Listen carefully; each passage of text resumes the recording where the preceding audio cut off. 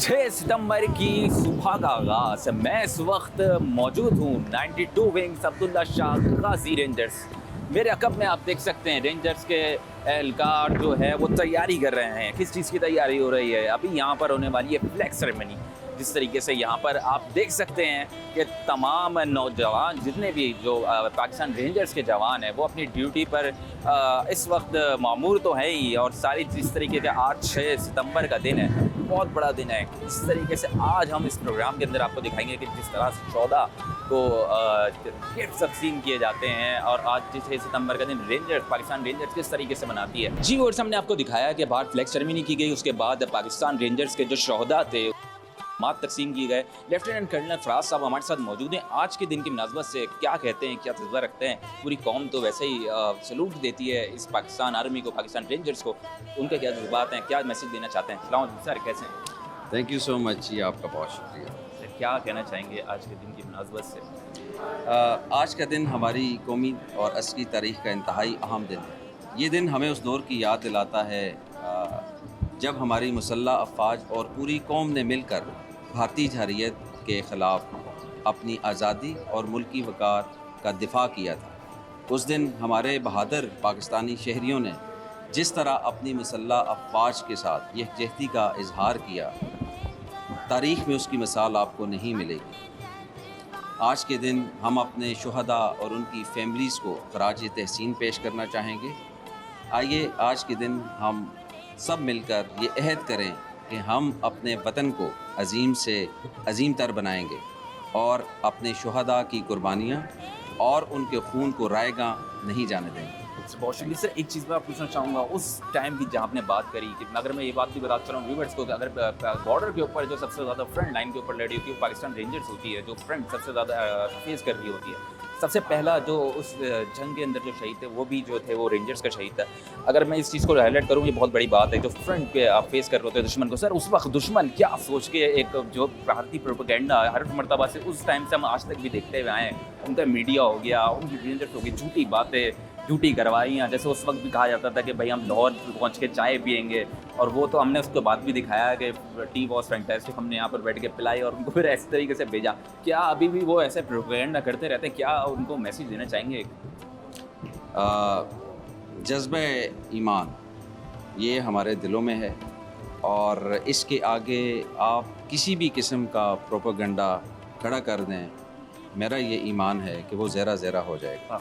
क्योंकि यही मेरे ख्याल से ला इलाहा इल्लल्लाह के पढ़ने वाले हैं और मानने वाले हैं। ये हमारे पाकिस्तान आर्मी के जज्बा, और जो जिस तरीके से दुश्मन के दांत खट्टे कर देता है, वो एक यही जज्बा ईमानी है। जिस तरीके से हमने आपको इस प्रोग्राम के अंदर आज दिखाया कि हम आज इस वक्त रेंजर्स के हेडक्वार्टर में मौजूद हैं। यहाँ पर आपने आपको दिखाया फ्लैग सेरेमनी हुई, उसके बाद लेफ्टिनेंट कर्नल फराज साहब ने जो यौम शोहदा के जो लवाकिन थे उनको जो है वो गिफ्ट भी तकसीम किए। यहाँ पर हमारे साथ उनके लवाकिन भी मौजूद हैं, इसी तरह बात करते हैं। अस्सलाम वालेकुम सर, कैसे हैं? वालेकुम सलाम, ठीक ठाक सर, खैरियत, शुक्र अल्हम्दुलिल्लाह। 6 सितंबर का आज का दिन है, क्या करते हैं, क्या कहना चाहेंगे जो हमारी देखने वाले हैं वहाँ? जी भाई, रोशन का मैं भाई हूँ, शहीद का। वो दौरान ड्यूटी शहीद हो गए थे, मुझे उन पर फ़ख्र है, और वो अपने मुल्क पाकिस्तान के लिए शहीद हुए, और मैं उन पर फ़ख्र महसूस करता हूँ। और मेरे 2-4 भाई और भी होते और शहीद हो जाते, मुझे फ़ख्र होता। एक ही भाई था? जी था, एक ही भाई था। और मैं शुक्रगुज़ार हूँ पाकिस्तान रेंजर्स सिंध का, जो हमें याद रखती है और हर इवेंट पे हमें बुलाती है। मेहरबानी, शुक्रिया। जिस तरीके से मैं आपको एक चीज़ और पूछना चाहूँगा, आपने बताया कि मेरे अगर और भी भाई होते तो मैं उसको भी शहीद कर देता, क्योंकि ये तो एक ऐसा काम कर रहे हैं, मुल्क और कौम की खिदमत भी कर रहे हैं। क्या सर आप एक याद आती होगी, लेकिन एक शहादत याद तो आती है, दुख भी लगता है, लेकिन अपने ईद, बकरीद, हर चीज़ पे, हर ईद पे हम महसूस करते हैं, ठीक है। लेकिन सहारा फिर भी जी, हमारा बहुत बड़ा भाई था, वो हमारा सहारा था, ठीक है। हमें महसूस होता है, शादी है, खुशी है, गमी है, जो भी है हमें महसूस करते हैं, हमें भूलता नहीं है वो, लेकिन फ़ख्र इस चीज़ का है कि वो मुल्क के पाकिस्तान के लिए वो शहीद हुआ। शहीद हुआ। जी, बिल्कुल, जी। बिल्कुल। जिस तरीके से आपने देखा कि शहादत तो एक वैसे ही हमारी मिरास है, जिस तरीके से देखा जाएगा अगर हमारे बुजुर्गों के अंदर भी जाकर देखा जाएगा, और इमाम हुसैन अलैहिस्सलाम के जिस तरीके से मैं आपको बताऊँ वो शहादत देते रहे, ख़ास तौर पे ये बताता यूँ जा रहा हूँ, ये जज्बा ईमानी और उसमें तक हमें खुशी को मिलती है। हमारे जो एक होता है ना अंदर से कि यार सब थे, भाई ने बताया कि भाई थे, चला गया, लेकिन एक चीज़ आती है जो हाँ यार शहादत थी और कौम के लिए शहादत थी, इस पाकिस्तान के लिए जो है वो शहीद हुए हैं, इस चीज़ का जो एक सहारा है ना ये मिल जाता है। ये हमारे साथ और भी मौजूद है। सर आपकी किसके जो शौदा थे उनके आपके कौन थे वो? भाई थे हमारे। हाँ, पाकिस्तान में वो भी शहादत पा गए। बड़ी खुशी हुई है जो पाकिस्तान की खातिर उन्होंने जानन पेश की है, और हमारे को भी जो है, और एक भाई भी होता है, हम हैं, हम भी उस पाकिस्तान की खातिर जान भी दे दें तो हमारे को फ़ख्र है महसूस होता है। और पाकिस्तान रेंजर का भी बहुत शुक्रिया है जो हमारे को हाल इवेंट में याद करते अच्छा, हैं। हर इवेंट्स के हाँ, ऊपर जिस तरीके से इवेंट्स होते हैं, अब इवेंट ईद होते हैं, वगैरह पे भी ईद होता है, वगैरह ऑल ओवर हर सारी इवेंट में वो याद करते रहते हैं। हमारे को खुशी है बहुत बहुत जो है, हमारे को शुदा जो है वो अभी भी जिंदा है, वो अभी भी वो बिल्कुल बेशक जिंदा शहीद है, हमेशा शहीद जिंदा है, हैं, बिल्कुल अभी ऐसा भी ही है, जिंदा है। बिल्कुल ऐसा ही है। बड़ी खुशी है पाकिस्तान रेंजर की, बहुत बहुत मेहरबानी, शुक्रिया, बहुत थैंक यू। बहुत बहुत शुक्रिया जिस तरीके से आपने। सर आपके कौन थे शहीद? अस्सलाम वालेकुम। मेरा भाई 2013 में शहीद हुआ। मुझे दुख भी बहुत हुआ और खुशी भी हुई कि हमारे बड़ों ने, हमारे भाइयों ने मुल्क की खातिर जाने कुर्बानी की। पाकिस्तान जैसे कि हम बहुत शुक्रगुजार हैं। हमें हर इवेंट पे 6 सितंबर पे, ईदों पे, छोटी ईद, बड़ी ईद बुलाया जाता है। पाकिस्तान अगर हमारा और भाई भी होता तो हम बिल्कुल पाकिस्तान की खातिर जान देने के लिए कुर्बान तैयार हैं इंशाअल्लाह। पाकिस्तान बहुत शुक्रिया। अस्सलाम वालेकुम भाईजान। शहादत का रुतबा भाईजान हर मुसलमान को नसीब नहीं होता। शहादत नसीब वालों को मिलती है। शहादत का रुतबा बहुत नसीब वालों को मिलता है, जिनको मिलता है उनको पता है। अल्लाह पाक ने भी बोला है जो शहीद हुआ मुर्दा नहीं होता। हमें फ़ख्र है जो शहीद हुए हैं, और जितना भी हम हो सके हम बोलते हैं, अभी मेरा भाई हो, बेटे बच्चे भी होंगे ना, मैं इस पाकिस्तान के लिए कुर्बान करूँगा। ये पाकिस्तान रेंजर सिंध महकमा बहुत अच्छा है, बहुत अच्छा। जितना भी हम बोल सकते हैं उतना काम है। जब भी कोई इवेंट होता है, कोई होता है, पाकिस्तान रेंजर सिंध वाले हमें याद करते हैं। बहुत शुक्रिया। जिस तरीके से हमने आपको यहाँ पर दिखाया कि तमाम शौदा की फैमिलीज़ यहाँ पर आई हुई थी, उनको जो है गिफ्ट भी डिस्ट्रीब्यूट किए गए। उसके बाद हमने इनसे आपकी बात भी करवाई कि किस तरह से जो है वो पाकिस्तान सिंध रेंजर्स जो है वो इनको याद करती है। हर इवेंट पे, चाहे ईद हो या बकरीद हो या कुछ भी हो, इनको याद रखा जाता है। यही असल में चीज़ है कि आप अपने शौदा को याद रखें, हमेशा शौदा की फैमिलीज़ को याद रखें, और यही जज्बा है बिल्कुल यहाँ पर। जिस तरीके से शहादत दी जाती है, भाई ने बताया कि शहादत हर किसी की मिरास नहीं है, लेकिन शहादत जिसको मिलती है, और वो आप जिस तरीके से देख सकते हैं कि अगर अभी मैंने जिक्र किया शहादत का, तो शहादत कहाँ से चलते हुए ला इलाहा इल्लल्लाह मोहम्मद रसूलुल्लाह पढ़ने वाले, फिर अगर रसूलुल्लाह के बाद इमाम हुसैन अलैहिस्सलाम को आप याद करेंगे, एक शहीद, बड़ी कुर्बानी दी उन्होंने वहाँ पर। उसके बाद फिर आप ऐसे ही अलकाब जो हैं वो फ़ौज, पाकिस्तान आर्मी, पाकिस्तान रेंजर्स के अंदर भी हैं। निशान हैदर बहादुरी पे दिया जाता है, और ये ही अहले बैत और उनके अलकाबात भी हैं जिस तरीके से आपने यहाँ पर दिखाया। आगे भी और भी आपको अच्छा बहुत कुछ दिखाने वाले हैं, लेकिन अभी चलते हैं ब्रेक पे, कहीं मत जाइएगा। हम अभी आप तिलावत कुरान के बाद यहाँ पाकिस्तान रेंजर्स के एहलकार मामूल यानी कि रोज़ के लिहाज से जो इस तरीके से अपनी ड्यूटी अंजाम देते हैं, अभी हम मेरे अकब में देख सकते हैं लोगों ने अभी निकलने के वक्त जो है जो अपनी सिक्योरिटी के अपने जो एक्शंस के अंदर जो है वो यहाँ पर रेंजर्स बैठी हुई है। अभी छोटे से जब देर बाद जो है इनको क्यों मिलेगा, तो फिर दैन ये फ़ौरन स्टार्ट होंगे अपनी गाड़ी में और कहाँ निकलेंगे, शहरियों की हिफाजत के लिए। जिस तरीके से रोज़ पूरे शहर के अंदर आवाम को तहफ़्फ़ुज़ दे रहे होते हैं, इसी तरह से निकलेंगे और देखेंगे। आज हम भी चलेंगे इनके साथ और थोड़ी सी इनके साथ रेकी भी करेंगे, उन इलाकों के अंदर भी जाएंगे जहाँ पर थोड़े से एक अगर मैं आपको सिर्फ ये बताना चाहूँ कि एक ज़माना था कराची के अंदर जहाँ पर लोग बड़े बड़े गैंग्स वॉर, लियारी अगर मैं जिसका नाम लूँ, और वहाँ पर जो है वो बड़े गैंग वॉर और जो है इस तरीके का निज़ाम चलता था, उसको हटाने वाले रेंजर्स का एक बड़ा किरदार नज़र आता है। वहाँ पर भी जाएंगे, कुछ तरह मालूमात भी करेंगे, देखेंगे भी वहाँ पर क्या हालात होते हैं और किस तरीके से स्नैप चेकिंग की जाती है, किस तरीके से आवाम की हिफाजत करते हैं पाकिस्तान रेंजर्स। यहाँ पर ऐसी बहुत सारी चीज़ें इस प्रोग्राम में हम आपको दिखाने वाले हैं। हमारे साथ ही रहिएगा, कहीं मत जाइएगा। चलें नाज़रीन इकराम, इस वक्त मैं जहाँ पर मौजूद हूँ आप मेरे अकब में देख सकते हैं, ये है आर्ट चौक, यानी कि मैं हूँ लियारी के इलाके में। लियारी के इलाके की अगर बात की जाए तो एक ज़माने के अंदर सबसे ज़्यादा गैंग वॉर्स जो थे वो इस इलाके में मौजूद थे। रहमान डकैत, उज़ैर बलोच और बाबा लाडला जैसे नाम आपको सुनता हुआ होगा, न्यूज़ में सुर्खियाँ भी सुनने में आती होंगी। इसको सबसे ज़्यादा क्लियर करवाया रेंजर्स ने। पाकिस्तान रेंजर्स का जो क्या इकदामात थे और उसके बाद किस तरह से इस इलाके में अमन हुआ। यहाँ पे इस इलाके में जाके लोगों से भी ज़रा बात करते हैं, पूछते हैं उनसे कि जब रेंजर्स आई तो इस इलाके में किस तरह का अमन था और उससे पहले की क्या सूरत हाल थी। ये चलते हैं यहाँ पे इलाके से बात करते हैं। अस्सलाम वालेकुम सर, कैसे हैं? खैरियत से हैं?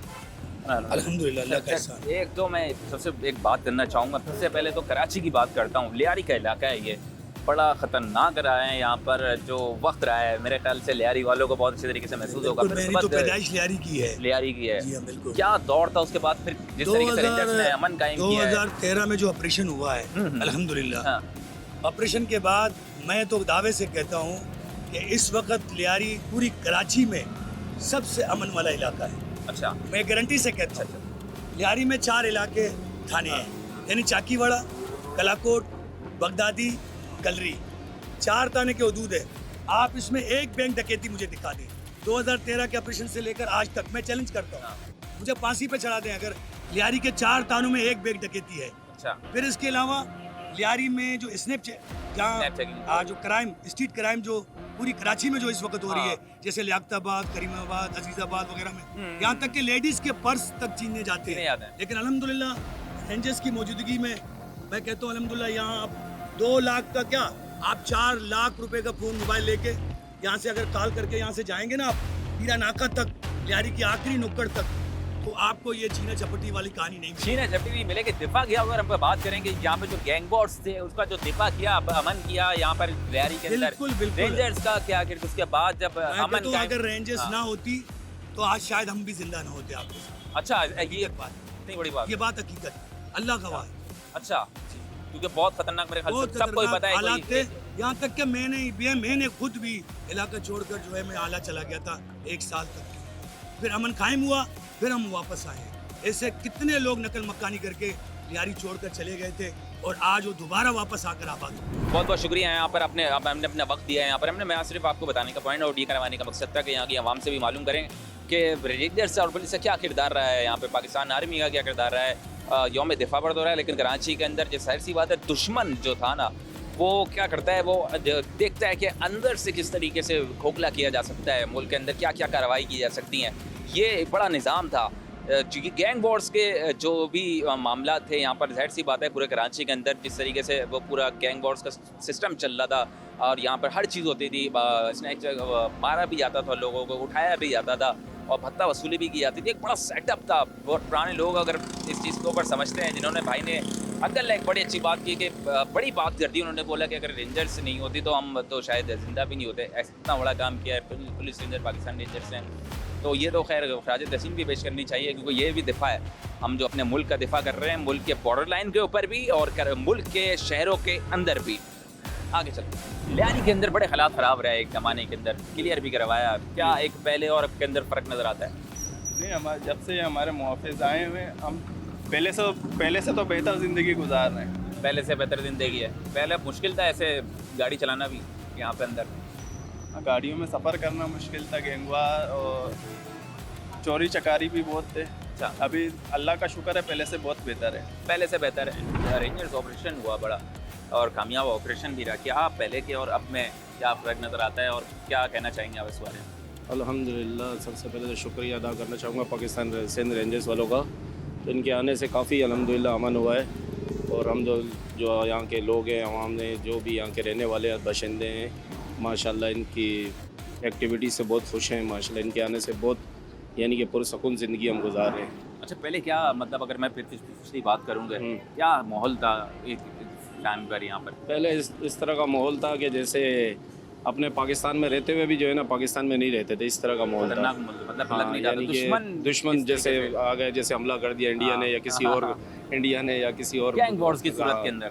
बस अल्हम्दुलिल्लाह इनके आने से बहुत, हम कहना यही चाहेंगे कि इनके आने से हमें बहुत रिलीफ मिले। अल्हम्दुलिल्लाह हम अपना सर उठा के जी सकते हैं, कारोबार कर सकते हैं। अल्हम्दुलिल्लाह बहुत बेहतरी आई है इनके आने से। जी जो व्यूअर्स आप मेरे अखब में देख सकते हैं कि यहाँ पर जो है मामूल के मुताबिक रेंजर्स की स्नैप चेकिंग जारी है। यहाँ मेरे देख सकते हैं कि तमाम गाड़ियों को भी चेक किया जा रहा है। लियारी का ये इलाका है। अगर मैं यहाँ पर बात करूँ कि लियारी का इलाका जिस जगह, अगर मैं सिर्फ इस लियारी का नाम लूँ तो एक खौफ सा फैल जाता था। अब से कुछ वक्त पहले की बात अगर मैं करूँ, लेकिन अभी जिस तरीके का अमन यहाँ पर महसूस होता है, क्योंकि कराची वालों को ख़ास तौर पर इस चीज़ का अंदाज़ा होगा कि लियारी का किस तरीके के यहाँ पर गैंग वॉर्स बदनाम ज़माना जो गैंग लीडर्स थे यहाँ पर वो थे बाबा लाडला, रहमान डकैत और इस तरीके के उज़ैर बलोच जैसे नाम यहाँ पर बड़े मशहूर थे। और जिस तरीके से अपनी जिस आवाम को मारा भी जाता था, बोरी भर लाशें उस ज़माने के अंदर पड़ जाते थे। उसके बाद जब ये ऑपरेशन हुआ पुलिस और रेंजर्स की जानिब से, जब ये ऑपरेशन हुआ और यहाँ पर अमन कायम किया गया लियारी के अंदर, अभी क्या हालात नज़र आते हैं ये आपके सबके सामने है। लेकिन यहाँ पर हमारे साथ रेंजर्स कुछ नौजवान भी मौजूद हैं जो कि काम कर रहे हैं, इनसे भी ज़रा बात करते हैं। अस्सलाम वालेकुम सर, कैसे हैं? अल्हम्दुलिल्लाह। आप सर अल्हम्दुलिल्लाह। सर यौम दिफा है आज, दिफा तो हर जगह करती रही है, पाकिस्तान आर्मी भी, पाकिस्तान रेंजर्स भी।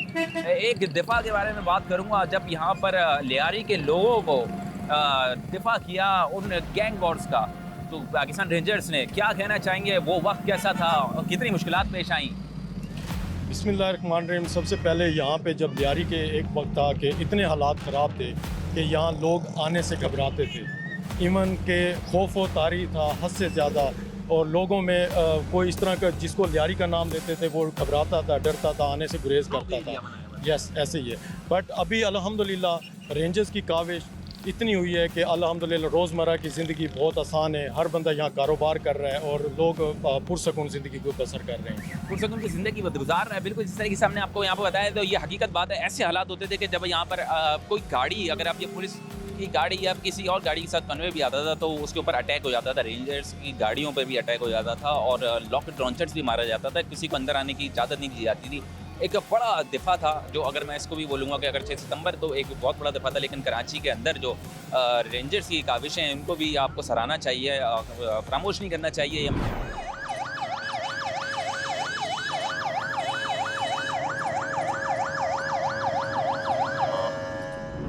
या जी नाज़रीन कराम, आप देख सकते हैं कि यहाँ पे स्नैप चेकिंग जारी है इस वक्त रेंजर्स की। और जिस तरह से मैं आपको देखता हूँ कराची के अंदर अमन और अमान की सूरत हाल जो काबू पाया जाता है, जिस पे बहुत ज़्यादा वर्स्ट कंडीशन है, हर जगह स्नैप चेकिंग भी हो रही है। लेकिन ये लियारी के इलाका है, यहाँ पे बहुत ज़्यादा जो है वो अभी भी जो है वो रेंजर्स उसी तरीके से चेकिंग की जाती है, स्नैप चेकिंग की जाती है, लोगों को चेक किया जाता है। और किस तरीके से चेक किया जाता है हम आपको दिखाते हैं पूरा। जो यहाँ पर हमारे रेंजर्स एहलकार जो हैं, जवान जो है वो मौजूद हैं, चेकिंग भी कर रहे हैं। अस्सलाम भाई, कैसे हैं? खैरियत से हैं? खैरियत से हैं? अस्सलाम भाई, अस्सलाम भाई, कैसे हैं? खैरियत से हैं? सॉरी आप लोगों को डिस्टर्ब किया, चेकिंग जारी है। और ये एक सिर्फ सवाल पूछना चाहूँगा कि जिस तरीके से रेंजर्स के एहलकार चेकिंग भी कर रहे होते हैं, तो क्या कहना चाहेंगे इसके ऊपर? बिल्कुल ये सही है, चेकिंग ज़रूरी है, ये हमारे हक में है, हमारे अमन अमान के लिए, अमन अमान के लिए बेहतर है चेकिंग, और ये होनी चाहिए। एक बात पूछना चाहूँगा, लियारी के हालात बड़े खतरनाक हालात रहे हैं एक ज़माने में यहाँ पर देखा जाता था। अभी जब रेंजर्स का ऑपरेशन और जिस तरीके से रेंजर्स आती है, इनकी मेहरबानी से बिल्कुल सुकून है। कोई गाड़ी खड़ी भी होती है रेंजर्स की, क्या समझ में आता है दिल में कि यार नहीं, बिल्कुल हमें सुकून महसूस होता है कि ये हमारी सिक्योरिटी के लिए खड़ी है, सिक्योरिटी के लिए खड़े हुए जी हैं। हाँ। सही है, बिल्कुल, बहुत शुक्रिया, बहुत बहुत शुक्रिया। जिस तरीके से हमने आपको सुनाया है यहाँ पर कि एक मैंने आपको पहले भी बताया था कि यार कोई गाड़ी खड़ी भी होती है तो, और ये हमारे साथ खुद भी है कि हम लोगों को थोड़ा सुकून नहीं आता है कि यार इस इलाके में खड़ी भी है रेंजर्स की या पुलिस की गाड़ी। पुलिस में रेंजर्स की गाड़ी में अगर खास तौर पे पॉइंट आउट करूँ तो बड़ा सुकून नज़र आता है कि यहाँ ये लोग खड़े हैं, अब यहाँ पे किसी चीज़ का डर नहीं है, कोई मोबाइल नीचे न जाएगा, ये सब चीज़ें नहीं होंगी। यहाँ पर आपने देखा स्नैक चेकिंग भी चल रही है। यहाँ पर लोग क्या कहते हैं तो यही है कि हमें भी सुकून नज़र आता है कि जब कोई गाड़ी नज़र आती है और जब स्नैक चेकिंग कर रहे होते हैं, क्योंकि कराची के अंदर इस तरीके का हालात इस वक्त हो गए हैं। और जाहिर सी बात है कि बड़ा ज़रूरी हो गया है कि यहाँ पर लोगों को चेक भी किया जाए और सारी स्नैप चेकिंग भी की जाए। और यहाँ पर आपने सुना, खैर यहाँ पर हम आगे और भी लोगों से भी बात करते चलें। अच्छा, अगर मैं बात करूँ कि रेंजर्स की अगर क्या क्या काविशें अगर यहाँ पर शहर के अंदर नज़र आती हैं तो जो हमें दिखती हैं, अगर आपने देखा होगा गर्मी हो, सर्दी हो, बारिश का मौसम हो, अर्बन फ्लडिंग हो, तो सबसे ज़्यादा मेरे ख़्याल से जिनका काम है वो तो नज़र नहीं आ रहे होते, लेकिन रेंजर्स आपको हर जगह दिखेगी लोगों की मदद करते हुए भी दिख रही होती है। सर्दी हो, गर्मी का अंदर हीट वेव के अभी टाइम चल रहा था, बड़ा ख़तरनाक गर्मी थी, उसके अंदर भी आपको नज़र आए। सर क्या हाल है? खैरियत से? सर पहले तो मैं आपसे एक पूछना चाहूँगा, इतने मुश्किल हालात के अंदर सर्दी, गर्मी, बारिश, अर्बन फ्लडिंग, कोई बिल्डिंग गिर जाए तो मेरे ख्याल से वो लोग तो नहीं पहले पहुँचते, लेकिन अगर रेंजर्स होती है तो वो काम कर रही होती। गर्मी के अंदर अगर मैं बात करूँ तो इतने मोटी ये जैकेट भी होती है, बुलेट प्रूफ जैकेट भी है, वर्दी भी होती है, क्या कैफियत होती है उस वक्त अगर इसी तरीके के मामला को सामने आ जाते हैं, हेल्प हो जाती है? बिस्मिल्लाहिर्रहमानिर्रहीम। सबसे पहले तो ये तो हमारा ईमानी जज्बा है। गर्मी के अंदर हम इसको बर्दाश्त करते हैं।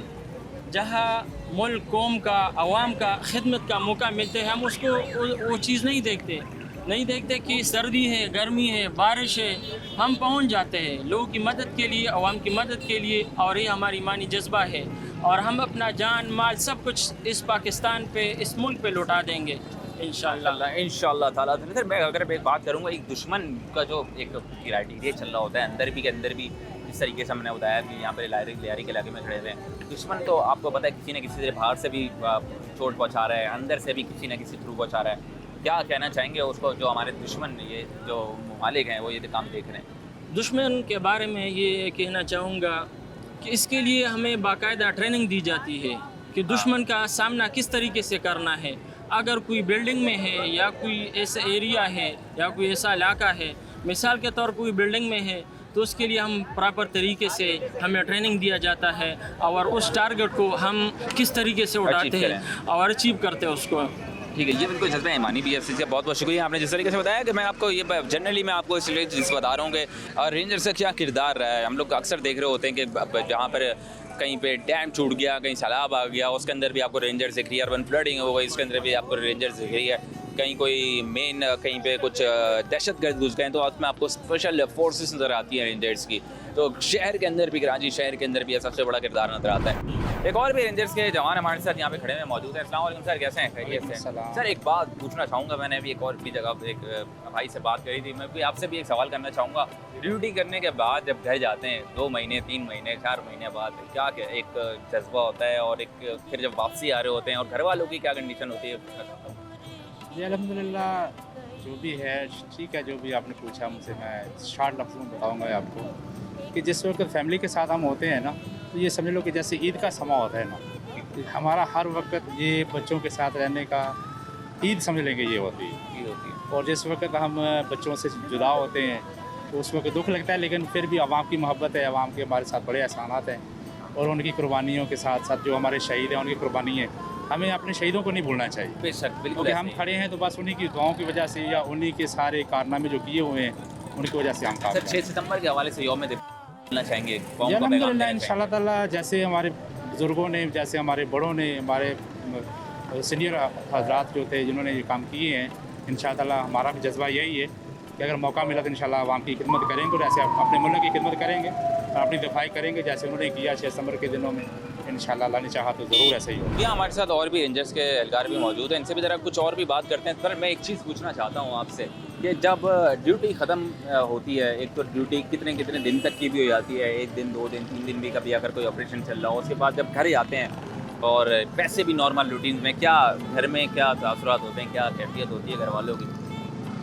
देखें, हर इंसान की यही ख्वाहिश होती है कि वो ज़्यादा से ज़्यादा टाइम अपनी वालिदैन अपने बच्चों को दे, लेकिन अपने बच्चों को दे। लेकिन जो हमारा ये जो विंग है ये भी हमारा एक घर है जहाँ पे हम ड्यूटी के अलावा जो हम यहाँ पे गेम्स वगैरह भी करते हैं, क्रिकेट और कबड्डी, एथलेटिक्स वगैरह, इसमें भी हम भरपूर तौर पे शमूलियत में हिस्सा लेते हैं।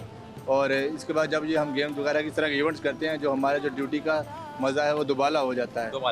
और हम तकरीबन जो है 3 महीने बाद हम जाते हैं अपने घर पे, एक हमारा अच्छा टाइम गुजरता है फैमिली के साथ। फैमिली की क्या कैफियत होगी? फैमिली जैसे बच्चे हैं और उनको भी क्या होता होगा कि मेरे पापा जो है रेंजर्स में, पाकिस्तान रेंजर्स में, क्या कहते हैं वो, क्या कहते हैं आपके जो फादर हो गए, आपके बच्चे हो गए, क्या उनके क्या कहते हैं?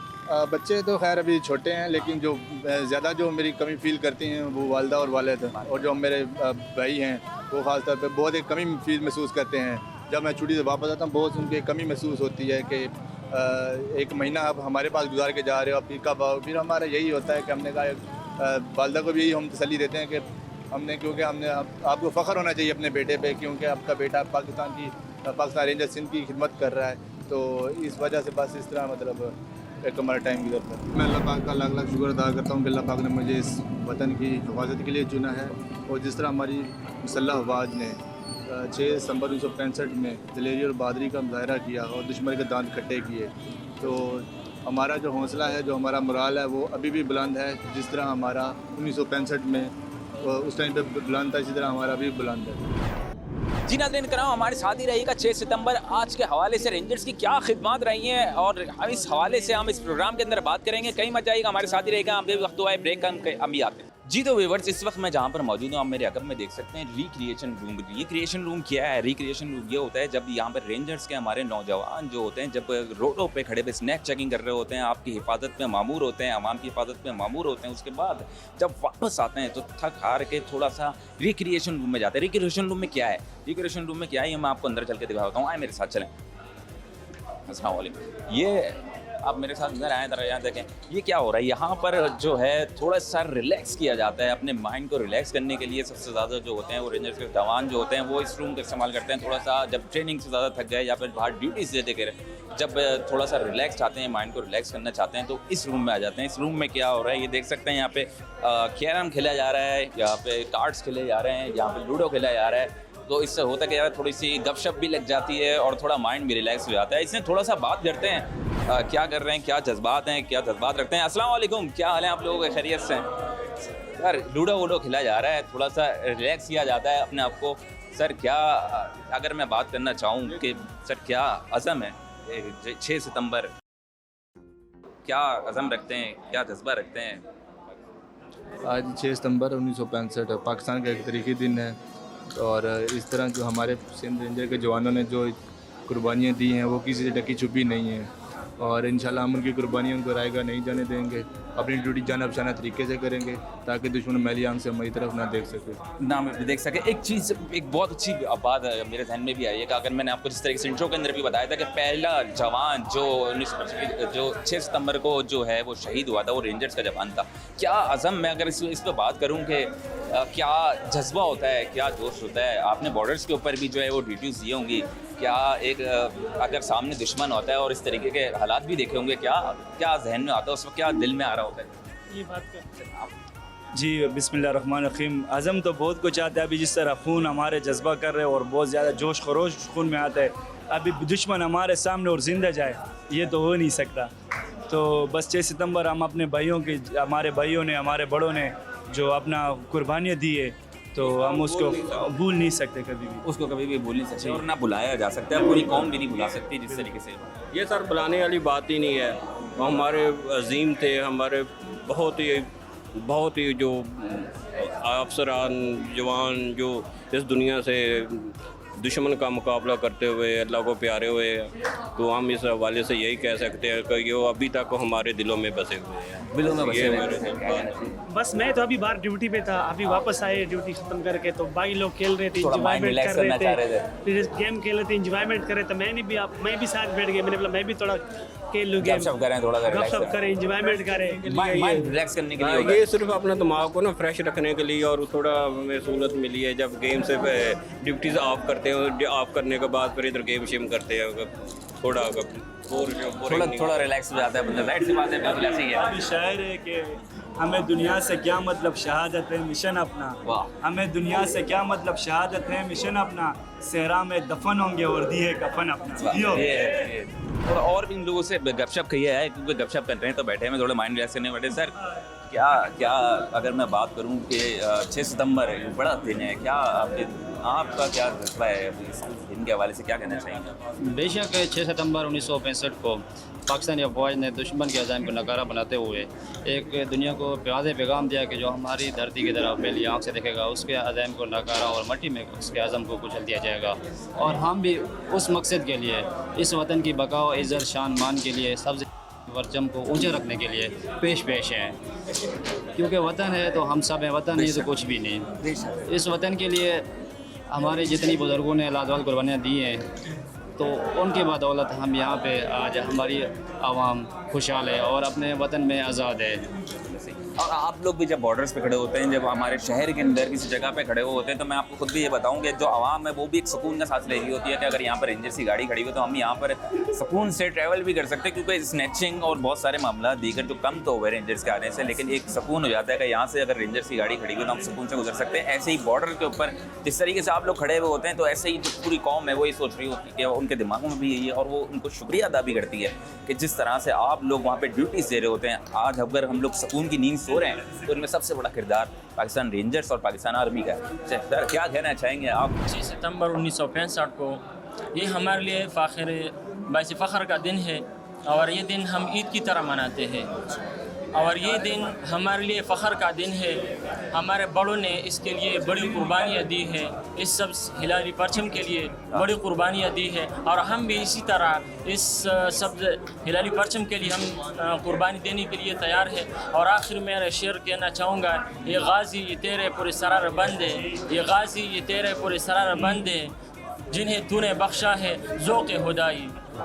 अगर दुश्मन हमारे सामने हो तो हमारा जज्बा जुनून और बढ़ जाता है और हम कुल्ला पैगाम देना चाहता है, कुल्ला अपने दुश्मनों को ये पैगाम देना चाहता है। अगर आपने भारत ने जो है वो ज़बरदस्ती बगैर बताया हमला कर दिया था, मतलब वो अपने ताकत और गुरूर के अंदर था, क्या समझ के आया था और पाकिस्तान आर्मी जब सामने दिखी तो उसको फिर पाकिस्तान ने करारा जवाब मिला, उनको क्या बोलना चाहेंगे अभी भी ताकि उनको याद वापस आ जाए ज़रा? इंशाल्लाह पाकिस्तान फ़ौज ने जिस तरह मुट्ठी भर के फ़ौज ने भारत को चट्टी की दूध दिलाया और उन लोगों का जो ख्वाब था कि हम लाहौर में नाश्ता करेंगे तो वो नाश्ता उनका हजम हो गया और नाश्ता भूल गया और वापस वो लौट गए, भाग गए। हम अपने दुश्मनों को ये कुल्ला पैगाम देना चाहते हैं, पाकिस्तान ने जर्सिन ये कुल्ला पैगाम देना चाहता है।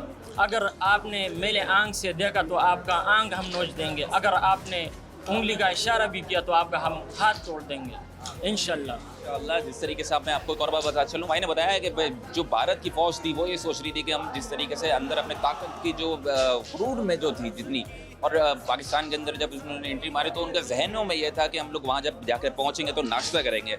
नाश्ता किया, आपको याद होगा, टी वॉज फैंटेस्टिक।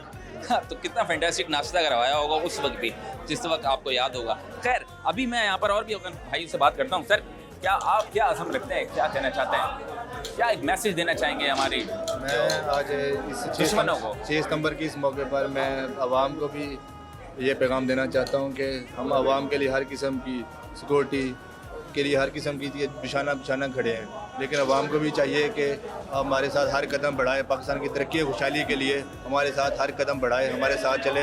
हम इंशाल्लाह ताला मुल्क पर किसी किस्म की कोई कांच और दुश्मन भी हमारे मुल्क की तरफ मैली आंख से नहीं देख सकता। बिल्कुल यही अज़म होना चाहिए, बिल्कुल। और यही हर पाकिस्तानी का भी है और एक हर पाकिस्तानी आर्मी के, हर जवान का, हर रेंजर्स के जवान का भी यही अज़म है। सर अस्सलाम वालेकुम।